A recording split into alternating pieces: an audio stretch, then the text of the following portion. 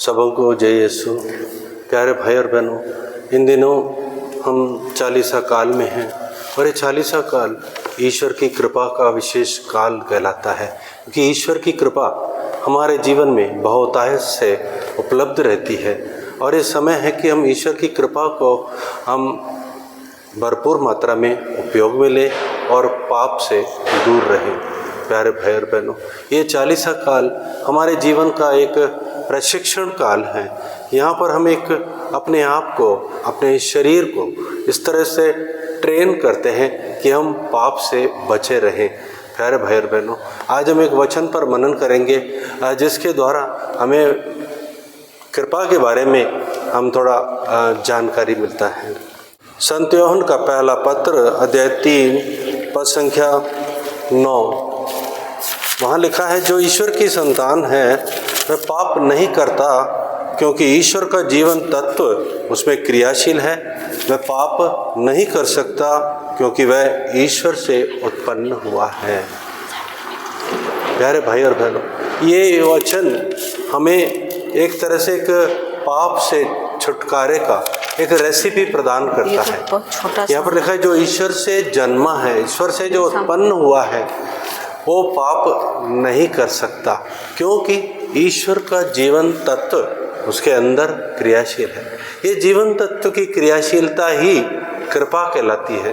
प्यारे भाई और बहनों, जो कैटेकिज्म ऑफ द कैथोलिक चर्च में परिभाषा है कृपा की, वो यही है कि पार्टिसिपेशन इन गॉड्स लाइफ, ईश्वरीय जीवन मानवीय जीवन में प्रवेश करता है और उसमें सहभागी हो जाता है, तब वो कृपा काम करती है।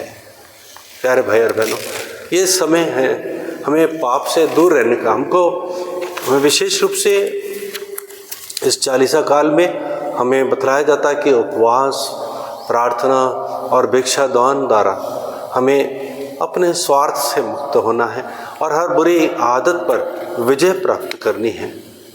प्यारे भाई और बहनों, आज हम इस कृपा के महत्व को समझें और ईश्वर की संतान बनने का कोशिश करें, क्योंकि वचन कहता है, जो ईश्वर की संतान है वह पाप नहीं करता। और एक वचन अगर हम पहले देखते हैं, पद संख्या 8 में लिखा है, जो पाप करता है वह शैतान की संतान है, क्योंकि शैतान प्रारंभ से पाप करता आया है। ईश्वर का पुत्र इसलिए प्रकट हुआ है कि वह शैतान के कार्य समाप्त कर दे।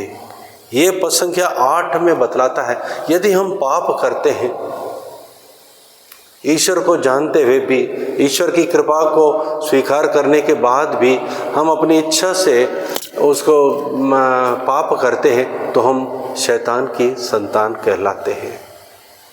प्यारे भाई और बहनों, वचन कहता है हमें, ईश्वर की संतान है तो हम पाप ना करें। आइए इन वचनों पर आज मनन करते हुए हम प्रभु से विशेष कृपा मांगे, ताकि हम उसकी कृपा की सहायता से धर्मी होकर सत्कार्य करें और पाप से विशेष रूप से दूर हो सके। आइए माता मरियम की मध्यस्थता से द्वारा हम विशेष रूप से प्रार्थना करें, जो कृपा से परिपूर्ण थी, जो ईश्वर की कृपा से भरपूर थी और इसीलिए वो निष्कलंक थी। आइए उन्हीं माँ की मध्यस्थता के द्वारा हम प्रभु से प्रार्थना करें। प्रणाम मरियम, कृपा पूर्ण, प्रभु तेरे साथ है, धन्य है तो स्त्रियों में और धन्य है तेरे गर्भ का फल यीशु। हे संत मरियम, ईश्वर की माँ, प्रार्थना कर हम पापियों के लिए, अब और हमारे मरने के समय। आमीन।